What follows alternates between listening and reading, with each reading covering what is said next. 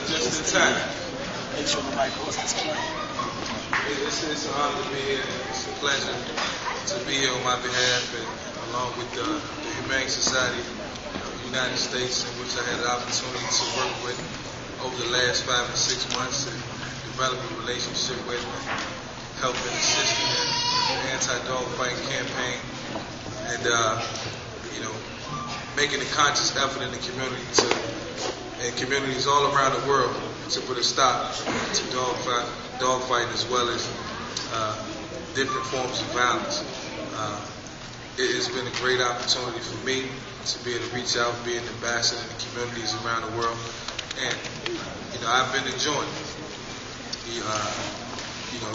doing things that I never thought I would be able to do. 2 years ago, I sat in a prison cell thinking that I really didn't do anything wrong, and really wasn't conscious about what I was doing at the time. Really didn't care about the crime that I was committing, or even thought it was a crime. I didn't even think it was a crime.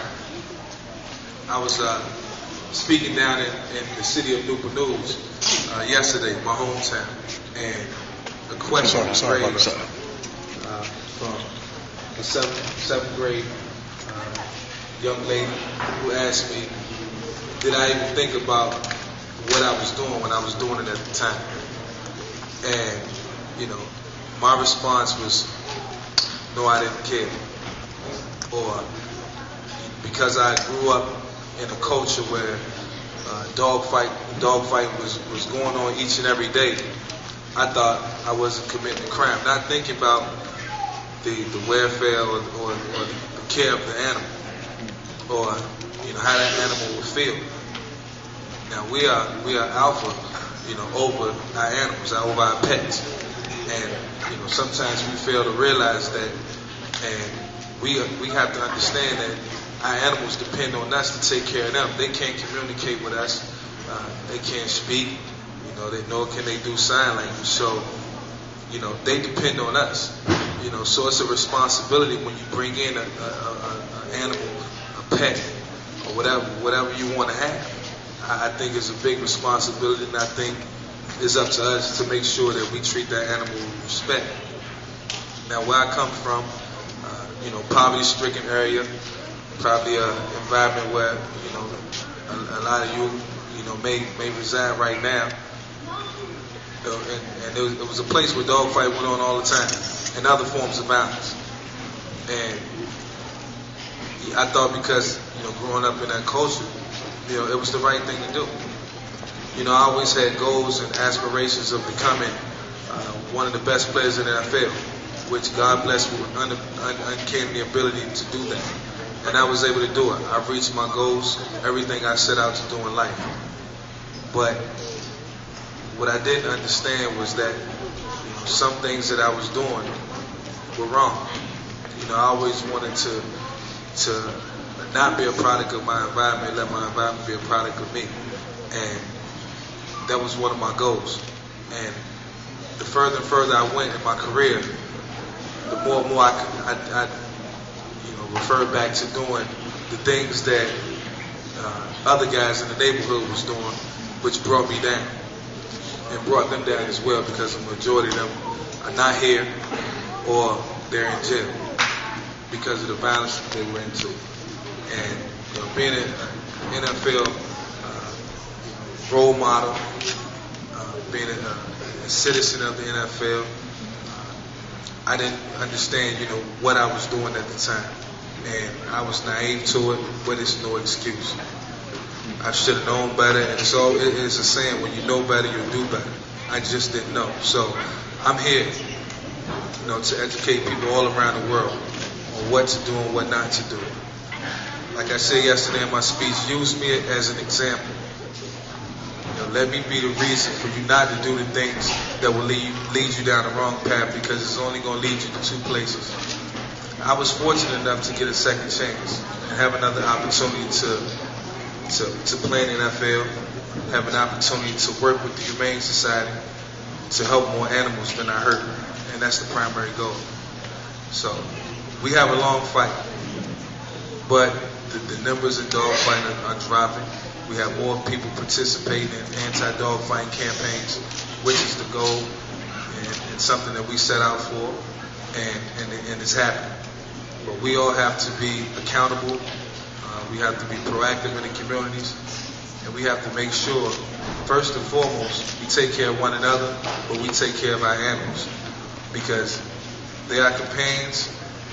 You know, they have feelings and they have emotions, and I feel like we should, you know, have empathy for our animals, and we should make sure that we do everything in our power to make your animal, your pet, as comfortable and as you know, at home as possible. You know, because you know it's the right thing to do if you're gonna take on that responsibility. Now, I myself, I wish I could have a dog right now more than anything in this world.